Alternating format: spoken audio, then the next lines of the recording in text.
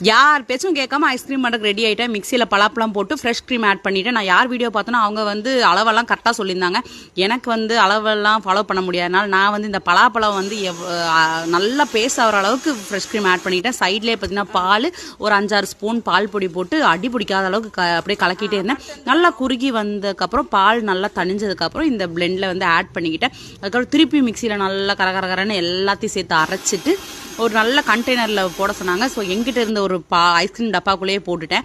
கொஞ்சம் சும்மா டெக்கரேஷனுக்காக பலாப்பழம் இது எல்லாமே போட்டு மிக்ஸ் பண்ணி ஃப்ரிட்ஜரில் எடுத்து வச்சிட்டேன்.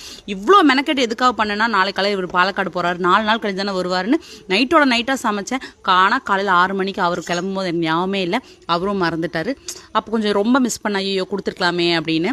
பசங்க சாப்பிட்டு நல்லா இருக்குன்னாங்க. இருந்தாலும் எனக்கு அவர் சொல்லியிருந்தா தான் கொஞ்சம் தெரிஞ்சிருக்கும் நல்லா இருந்துச்சா இல்லையான்னு. ஆனால் பரவாயில்ல, சிம்பிளாக ஒரு 3-4 இன்க்ரீடியன்ஸ் வச்சு ஒரு ஐஸ்கிரீம்னா பரவாயில்ல தானே.